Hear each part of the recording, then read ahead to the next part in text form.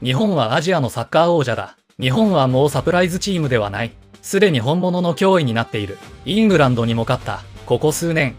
ドイツ代表やスペイン代表のような強豪国を安定して倒し続けている。これは偶然ではない。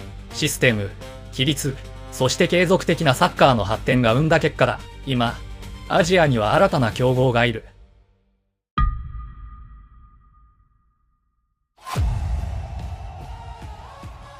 こんにちは、大井です。こんにちは、きなです。今の発言についてインドネシアサポーターと話していくよ。アジアには新たな強豪がいるってかっこいい。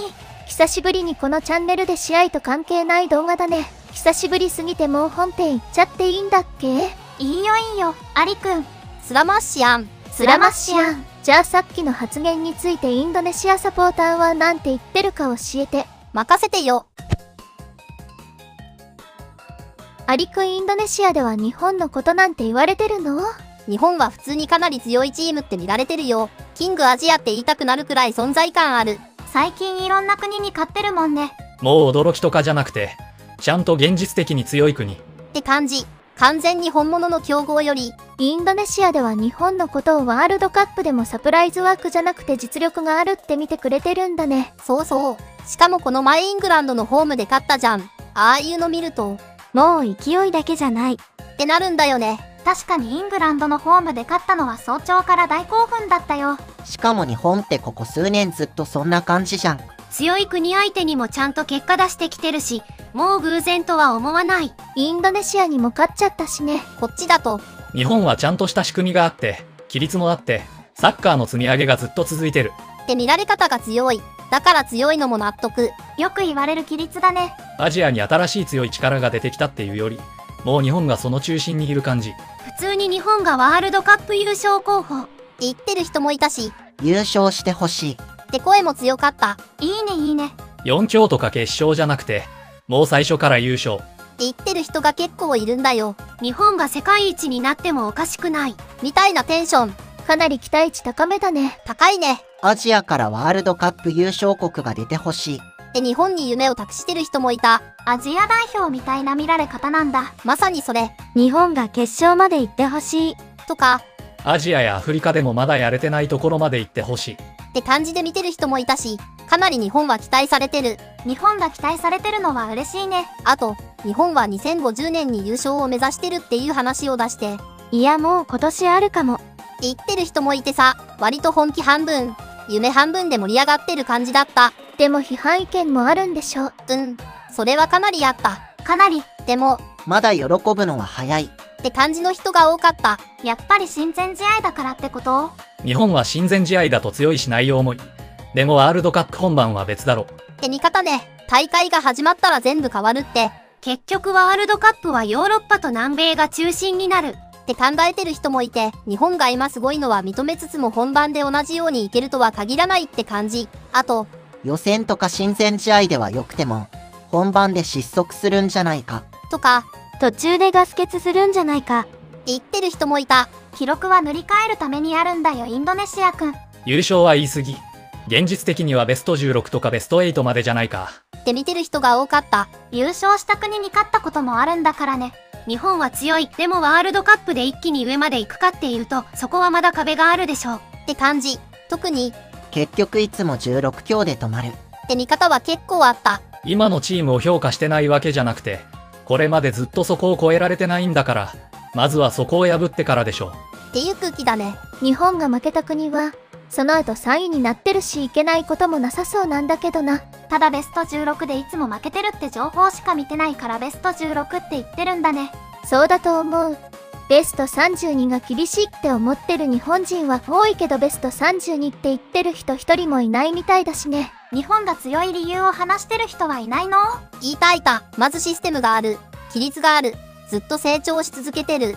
みたいな感じ。だから一回勝ったからすごいっているより、ずっと強くなる流れを作れてるのが大きいって見られてた。よく海外の人が言う規律だね。それと、日本ってチームで戦えてるって見方も強かった。エゴが少なくて、ちゃんと全体で動ける。短いパスを早く回して、無駄にボールを持ちすぎない。日本ってそういうサッカーをしてるから強いんだろうな。って納得してる人が多かったよ。日本ってただ強い国っていうより、アジアでここまでいけるんだっていう見本みたいな存在になってる。見本か。見本になるのかな。インドネシアも日本みたいな実績を作ってほしい。普通に日本に学ぶべき。って感じで見てる人もいた。理想が日本なんだね。そうそう。インドネシアの目標はまずワールドカップに出ることだけど、日本はもう優勝を目指してる。っていう見方もあって、そこに差を感じてる人は結構いた。そうだよ。優勝を目指していかないとね。でもそれって日本を遠い存在として見てるだけじゃなくて、アジアの国でもここまでいけるんだ。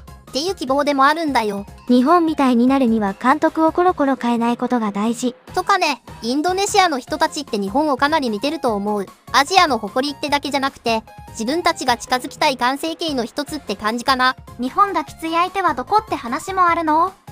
日本なら決勝までいけるんじゃないかって期待してる人もいれば、フランス相手はさすがに厳しいでしょ。って人もいる。あと、アルゼンチンと日本の決勝を見たい。っていう人もいたよ。フランスは厳しいの？どこも厳しいけどどこにでも勝てるって私は思ってる。日本が怖い相手はセネガル。って名前を出してる人もいて、どこと当たるかでかなり変わるって見られてたよ。もうインドネシアの人たちって日本をライバルっていうより、応援してる感じなの？それはかなりあるよ。日本をアジアの代表として応援してる人は普通に多かった。ワールドカップ予選の時はすごかったのにね。同じアジアの国として、日本がワールドカップで上まで行ってほしい。って気持ちが強いんだよね。日本が優勝したらアジア全体の誇りだ。っていう感じ。日本はアジア全体の誇りなんだ。インドネシア人だけど、日本が世界一になったら嬉しい。日本とウズベキスタンを応援する。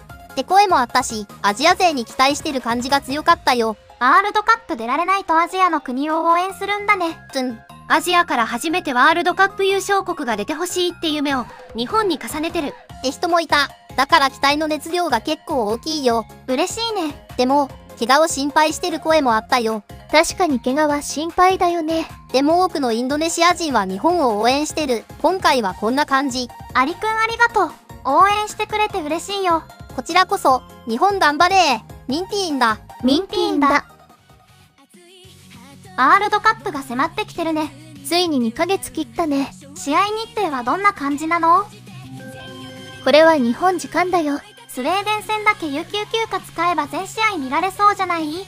そうだね。私はそんな感じでいけそう。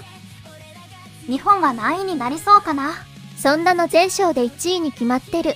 視聴者さんの意見も聞いてみよう。